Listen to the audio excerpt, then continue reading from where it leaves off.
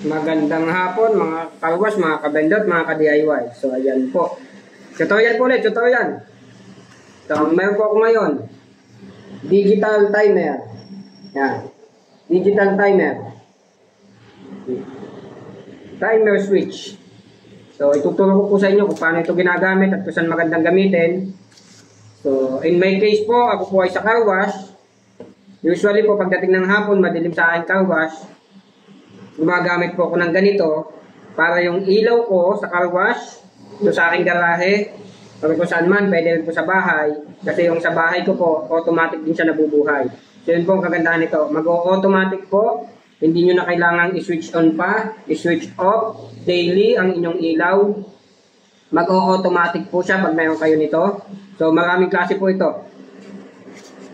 So medyo mahaba pong discussion, so ang full video po ay nasa YouTube channel ko. So, ano na lang po, ilalagay ko po ang link sa description ng video para mapanood nyo. So, magpatuloy po tayo. So, digital timer na po. Digital na po, ibig sabihin, kagandahan niya, kita nyo na yung digital niya. Hindi siya analog, kasi may analog po nito. Merong analog ba or mechanical. So, yun po ang pwedeng nating term. So, tuturo ko po sa inyo kung paano nyo siya iseset at kung paano gamitin at kung saan magandang gamitin. So, kagaya ko nga po sa car wash, yung ilaw, tuwing 5:30, kung sana pong nabubuhay ang aking ilaw, hindi ko na siya kailangang, baka makalimutan ko pa, daily nabuhayin. Tapos, tuwing 5:30 din po ng madaling araw, namamatay din po siya. So, depende sa kung anong gusto nyong oras iset, mamatay at mabuhay ang ilaw. So, yun pong kagandahan niya. Kumbaga, wala kayong iisipin na kailangan nyo pang buhayin at patayin yung ilaw kasi sayang ang kuryente, kaya madilim na, wala pang ilaw na buhay. So yun po ang kagandahan nito. Marami pong klase ito. So ito lang po ang kinuha ko. Kasi po ito ay sinasaksak. So pwede nyo isaksak dito yung ilaw nyo. Yan, isasaksak nyo yung ilaw nyo dyan. Siya na po ang bahala mag-control para i-on off daily. So pwede rin po ito sa pandilig ng halaman nyo. Kung daily kayo nagdidilig, hindi nyo na masikaso, yung gripo nyo, kailangan nyo lang lagyan ng solenoid valve. Yan. Tapos, syempre, yung solenoid valve, isasaksak nyo dito. Siya na po ang bahalang mag-control daily kung anong oras kayo magdidilig. So, lalagyan nyo lang syempre ng hose. Syempre, yung solenoid valve nyo, pag nag-on na yan, nakakabit po ito sa pinakasupply ng tubig, lalabas yung tubig dito. So kung saan po yung halaman nyo, kung alin yung mga halaman, lagyan nyo lang ng hose. Kumbaga, use your imagination na lang po kung paano nyo siya isa-set up. Basta ang kailangan nyo lang po, kung pampadilig ng halaman, ay ito lang dalawa. Solenoid valve. Tapos yung linya po, ipiprovide nyo na lang. So yun pong mahalagang parts. So, turo ko po sa inyo kung paano. In this case po, yan, bagong bili kasi. Bagong bili. Kumbaga, ang oras niyan, ang araw, mali pa. So, itatama po natin kung paano siya itatama. Ituturo ko po sa inyo. So, makikita nyo po dyan. Nakalagay na araw ay, kita nyo sa itaas, WE, ibig sabihin Wednesday. Tapos, ang oras niya ay 2:57 or 5:27 rather. Mali pala yung baliktad ko kasi ang camera ko. 5:27 na nakalagay na oras. So, itatama po natin siya. So, paano nyo po gagawin yon? May nakikita po kayong word na clock. Clock po, orasan, ibig sabihin. Tapos makikita nyo, week, kung sa Tagalog ay linggo, isang linggo or week, ganon. Oras, yung hour, at saka minutes. So, medyo maliwanag. Yan. Pipindutin nyo po yung clock, naka-press.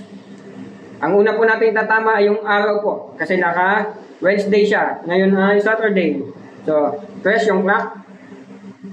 Yan, ipe-press nyo. Habang pine-press nyo po yung clock, pipindutin nyo ng paisa-isa yung week. Ibig sabihin po, mag-a-adjust. Makikita nyo naman po yan pag pinipindot. So, ayan po. Yan. Naka-press ang clock. Kung Wednesday, naging Thursday. Sumunod, Friday, Saturday. So, Saturday po ngayon. Yan. So, tama na siya. Nasa Saturday na. Yung oras naman po ang ating itatama. Yung oras na hour naman po, hour. So, anong oras na? 3:18 ng hapon. Kung 3:18 po ng hapon, kasi ito po ay nakaset sa 24 hours, so press po uli yung clock, yung hour naman po. So, hindi ko na po pakita ha, yung clock. Yun. Ilagay po na sa 3:18. So, ibig sabihin po yun ay 15. Kasi alas 3, 15. Tapos yung minutes na po ang sunod. 29 po kasi dito ay 18 ang oras. So, gagawin po natin 18 or 19 na yon. Yan. So, sa minute na po tayo. Press po lang clock. Habang yan. Pindutin niya lang po hanggang makadating sa desired na oras. So, paste po natin. Gawin na natin 3:19.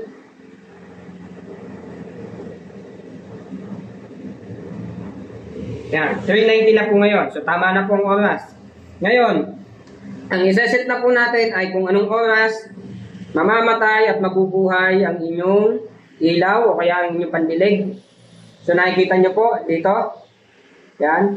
May nakalagay na program. Prog ata yun. PROG. Ibig sabihin po, program. Yan. Pipindutin nyo po ng press po yun. Pindot na isa.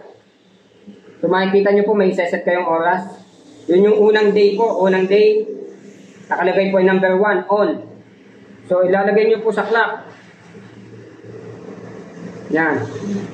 Ipindutin nyo po yung hour. Kung anong oras nyo, mabubuhay ang ilaw. Kung gusto nyo po ay alas 6, yun ay, kung naka 24-hour format po ito ay 18. Yan. Alas 6 po mabubuhay.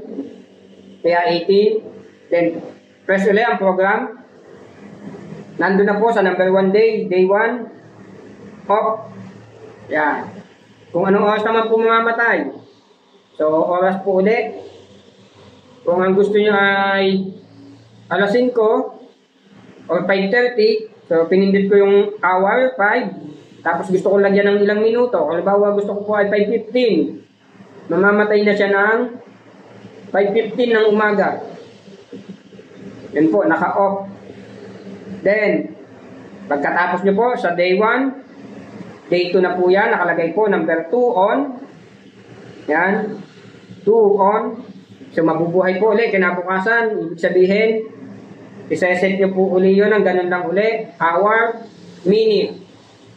So, depende kung anong oras nyo gusto. So, paulit-ulit lang po yun. Hanggang ito po ay makarating kayo sa hanggang may program nyo po yan ay hanggang 16. Yan po. Hanggang 16 po yan. So, pag natapos po yung 16, pag natapos nyo na, satay na tayo.